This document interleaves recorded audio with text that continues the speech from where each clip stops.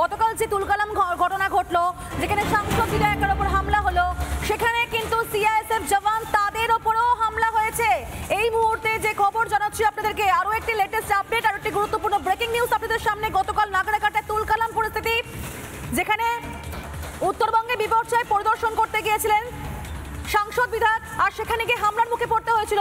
আর CISF কে দেখুন, তাদেরকেও হামলার মুখে পড়তে হয়েছে, তাদেরকেও কিন্তু তৃণমূলের গুন্ডা তারা ঠেলে দিচ্ছে, অ্যাটাক করার চেষ্টা করছে। সেই ছবিও কিন্তু একেবারে পরিষ্কার দেখতে পাচ্ছেন আপনারা, যেখানে খগেন মুর্মু তাকে ঠেলে দেওয়া হলো এবং সিআইএসএফ জওয়ান যার তারা আত্মরক্ষায় ছিলেন তাদেরকেও ঠেলে দেওয়া হচ্ছে। মানে যারা যাবেন পরিদর্শন করতে, মানুষের পাশে থাকার চেষ্টা করবেন, তাদেরকে এইভাবে অ্যাটাক করা হবে, হামলার মুখে পড়তে হবে। পিঙ্কি রয়েছেন আমাদের সঙ্গে। পিঙ্কি, সিআইএসএফ জওয়ান তারাও ছাড় পাননি, সাংসদ বিধায়ককে তো মারা হলো, সিআইএসএফ জওয়ান তাদেরকেও অ্যাটাক করা হয়েছিল।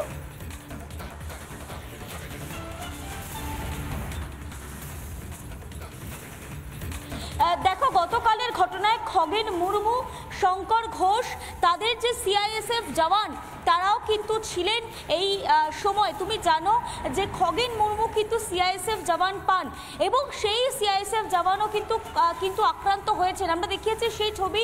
খগেন মুর্মুর যিনি নিরাপত্তার দায়িত্বে ছিলেন, তার কাঁধে একটি চোট রয়েছে, গলার কাছে একটি চোট রয়েছে এবং দেখা যাচ্ছে তার উপরেও কিন্তু আক্রমণ করার চেষ্টা করা হয়।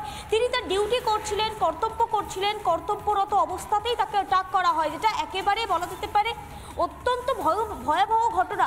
তার কারণ সিআইএসএফ আধিকারিক যারা কার্যত নিরাপত্তার দায়িত্বে শুধুমাত্র নয়, তার পাশাপাশি একটা গুরুত্বপূর্ণ দায়িত্ব তারা কিন্তু পালন করেন। জনপ্রতিনিধি, এমপি, তাদেরও কিন্তু নিরাপত্তার দায়িত্ব এই সিআইএসএফদের কাঁধে থাকে।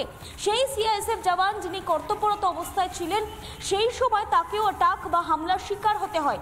তোমাকে জানিয়ে রাখি, আমরা যখন গ্রামীণ হাসপাতাল, চালসা গ্রামীণ হাসপাতালে যাই, সেই সময় দেখা যায় সিআইএসএফ জওয়ান যিনি খগেন মুর্মু দায়িত্বে ছিলেন বা নিরাপত্তার দায়িত্বে ছিলেন, তিনিও সেই হাসপাতালে যান এবং তার কাঁধের কাছে, ঘাড়ের কাছে একটি ক্ষত রয়েছে।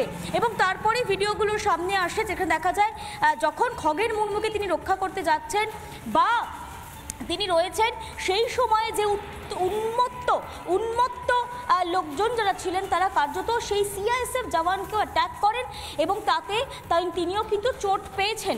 এই মুহূর্তে খগেন মুর্মু হাসপাতালে ভর্তি রয়েছেন, তাকে রাজ্যপাল দেখতে গিয়েছেন।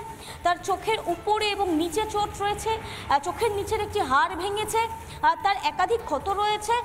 সেই ক্ষতগুলো একেবারে গুরুতরভাবে আঘাত তিনি পেয়েছেন, এই মুহূর্তে আইসিইউতে রয়েছে, নাকে শিরার ক্ষতি হয়েছে। কিন্তু যারা তৃণমূলের যে রত্নরাই গুন্ডামি করলো, তাদেরকে এখনো পর্যন্ত গ্রেফতার করতে পারেনি পুলিশ আধিকারিকরা। তুমি থাকো আমাদের সঙ্গে। নানা ধরনের কন্টেন্ট দেখার জন্য লাইক করুন, শেয়ার করুন আমাদের ফেসবুক পেজ, সাবস্ক্রাইব করুন আমাদের ইউটিউব চ্যানেল। পাশাপাশি অন্যান্য ব্রেকিং নিউজের জন্য অবশ্যই চোখ রাখুন রিপাবলিক বাংলায়।